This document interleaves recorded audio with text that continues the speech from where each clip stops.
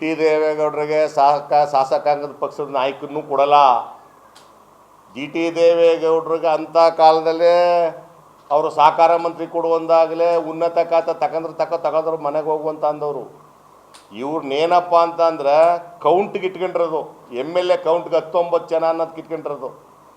T ದೇವೇಗೌಡರಿಗೆ ಯಾವುದೇ ಕಾರಣಕ್ಕೂ ಅವ್ರೇನಾರ ಬುದ್ಧಿ ಓಡಿಸಿ ಏನಾರ ಕಾಂಗ್ರೆಸ್ ಪಕ್ಷಕ್ಕೆ ಜರಿಕೊಂಡು ಅಪ್ಪ ಮಕ್ಕಳು ಬಂದರೆ ನೋಡಪ್ಪ ಏನೋ ಒಂದಷ್ಟು ಚಾಮುಂಡೇಶ್ವರಿ ಕ್ಷೇತ್ರಕ್ಕೆ ಕೆಲಸ ಆಗುತ್ತೆ, ಅವರು ಹೆಂಗೋ ಉದ್ಧಾರ ಆಗ್ತಾರೆ. ಇಲ್ಲ ಅಂದರೆ ಯಾವುದೇ ಕಾರಣಕ್ಕೂ ಟಿ ದೇವೇಗೌಡರನ್ನ ಬೆಳೆಸೋ ಪ್ರಶ್ನೆ ಇಲ್ಲವೇ ಇಲ್ಲ. ಅದೆಲ್ಲ ನಮಗೆ ಚೆನ್ನಾಗಿ ಗೊತ್ತಿರೋಂಥ ವಿಚಾರ. ನಾವು ಅವನಿಗೆ ಬರಬೇಕು ಬಂದರೆ ನೋಡಿ, ಈಗ ನೀವು ನಮ್ಮ ರೋಡ್ ನೋಡಿದ್ರಿಲ್ಲ, ಒಂಚೂರು 15-16 ತಿಂಗಳಾಯ್ತಲ್ಲ ಅವರು MLA ಆಗಿ, 1 ಲಕ್ಷ ರೂಪಾಯಿನ ಕೆಲಸನೂ ನಡೆದಿಲ್ಲ, ಮಾಡೋಕ್ಕಾಗಿಲ್ಲ. ಯಾರೋ ಮಿನಿಸ್ಟ್ರ್ ಮಾಡೋಕ್ಕೆ ನಾನು ಯಾರೋ? ನಮ್ಮ ಪಕ್ಷದಲ್ಲಿ ಮಾಡಿದ್ರು ಮಾಡ್ಬೋದು, ನಮ್ಮ ಪಕ್ಷದವ್ರು ಕರೆದ್ರಲ್ಲ ಆಗಲೇ ಕಾಂಗ್ರೆಸ್ ಪಕ್ಷಕ್ಕೆ ಬರ್ತೀನಿ ಅಂತ ಅಂದ್ಬಿಟ್ಟು ಬಂದಿದ್ರೆ ಇವತ್ತು ಸಹಕಾರ ಮಂತ್ರಿಯಾಗಿ ಒಳ್ಳೆ ಮಗ MP ಆಗಿ ಹರೀಶ್ ಗೌಡ MP ಆಗರು.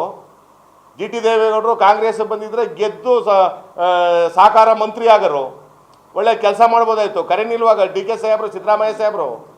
ನಾನು ಸೇರಕ್ಕೆ ಇಷ್ಟಪಡ್ತಾರೆ ಮಾತಲ್ಲ, ಕೆಲಸ ಆಗಿಲ್ವಲ್ಲ. ಈಗ ಹೋಗಿ ಅಧ್ಯಕ್ಷ ಹೋಗಿ ಯಾರ್ದೋ ಅವ್ರ ಮಾತು ಕೇಳ್ಕೊಂಡು ಈಗ ಹಿಂಗೆ ಈ ಥರ ಅವಾದನ ಮಾಡಿ ಕುಣಿಸ್ತದಲ್ಲ. ಅಯ್ಯೋ ರವಿಲ್ಲ, ನೆನ್ನೆ ನೋಡ್ಬಿಟ್ಟು ಇದಕ್ಕೆ ಹೋಗಿದ್ರು ಗಂಡ ಹೆಂಡ್ತಿ ಇಬ್ರು, ಎಲ್ಲಿಗೆ ನಂಜನಗೂಡಿಗೆ ಹೋಗಿದ್ರು.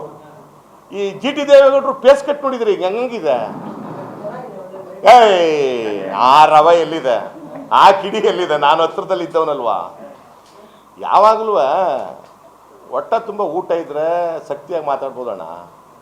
ಹೊಟ್ಟೆ ತುಂಬ ಊಟ ಇಲ್ಲ ಅಂದ್ರೆ ಎಲ್ಲಿ ಮಾತಾಡೋಕ್ಕಾಗ್ತದೆ? ಅಲ್ಲ, ಅನುದಾನನ ತಗೊಬಂದು ಮಾಡ್ತೀವಿ, ಅದನ್ನೆಲ್ಲ ಮಾತಾಡಿದ್ದೀವಿ, ಲೆಟರ್ ಕೊಟ್ಟಿದ್ದೀವಿ. ಆದರೆ ಇರೋ ವಿಚಾರಗಳನ್ನು ಹೇಳಿದ್ದು ಅರ್ಕೆ ಕೂರಿರೋದು ಇದೊಂದೇ. ಇನ್ಯಾರು? ಇನ್ನೆಲ್ಲ ಮುಗಿದೋಗವ್ರೆ JDS ಅಲ್ಲಿ ಟಿ ದೇವೇಗೌಡರು ಒಬ್ಬರೇ ಉಳಿದಿರೋದು.